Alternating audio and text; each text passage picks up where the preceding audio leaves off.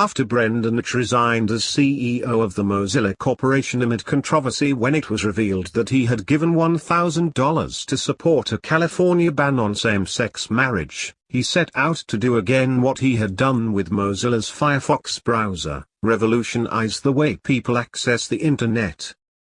His newest venture is as bold as what he did when he co-founded the Mozilla Project, the Mozilla Foundation, and the Mozilla Corporation. He has started a new company that is producing a browser that promises to strike a balance between web-based advertising and privacy. Coming from anyone else, this promise would seem audacious. Coming from Eich, it should be exciting news for anyone concerned about both online privacy and keeping web services free of price. The current model for web-based advertising involves a conflict between users and providers. Users access free websites that make their profits harvesting the data of those users and selling it for targeted advertising. As Apple CEO Tim Cook wrote in the company's privacy policy, a few years ago, users of internet services began to realize that when an online service is free, you're not the customer. You're the product. An increasing number of those users have pushed back against the harvesting of their data by installing ad-blocking add-ons, such as the popular AdBlock Plus extension available for both Firefox and Chrome. It prevents ads being displayed on the web pages they view in those browsers, but it is not really a solution for two main reasons. First, not seeing the ad that is being targeted to you does not mean your browsing history, email contents, web searches, etc. are not being harvested. It just means the websites are not profiting from the data they harvest from you. On that note, the second reason ad blocking software is not a solution to the broken current model of web-based advertising is that if website owners cannot profit from their websites, they have no reason to have those websites. News sites, search engines, social networks, and a plethora of other free web services have to make money on advertising or they can't stay free. The alternative is to move to a subscription-based model where users pay to use those sites. For most users, that is not preferable.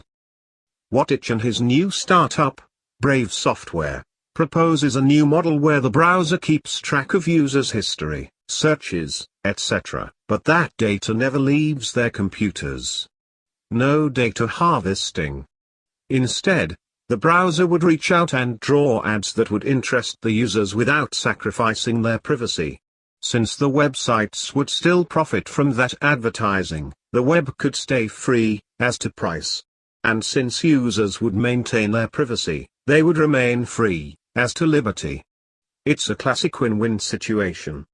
If the Brave browser catches on, and that is not a very big if, it will again change the way people use the internet. Eich is no novice when it comes to the internet. Besides co-founding Mozilla, the project, the corporation, and the foundation, he created JavaScript, one of the most used programming languages responsible for building the web. When he co-founded the Mozilla trilogy, he was blazing a trail. In 1998, Microsoft's Internet Explorer was the dominant browser. Netscape offered a Navigator browser, but was having trouble selling it. After all, Internet Explorer was free.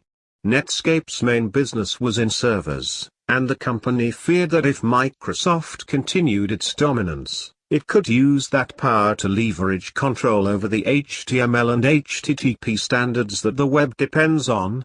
According to Eric Raymond, who wrote a paper on the success of the open-source software model. His paper, The Cathedral and the Bazaar, was read by some in senior management at Netscape and helped them make the decision to release the source code of the Navigator browser and begin offering it for free. Netscape formed the Mozilla trilogy that eventually produced the Firefox browser. Firefox saw early success in competing with Internet Explorer. Due to the success of Firefox, other open-source browsers entered the market. The most popular of these is Google's Chrome browser.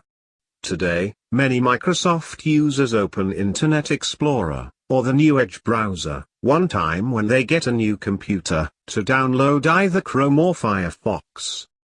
In 2005, Eich, who had already served as chief architect, lead technologist, and as a member of the board of directors, became Mozilla's chief technology officer. He was promoted again on March 24, 2014, this time to CEO of the corporation.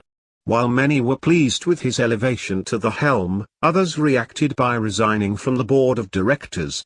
Some tweeted to homosexual activists that in 2008, Eich had donated to California's Proposition 8 ballot initiative to ban same-sex marriage in the state.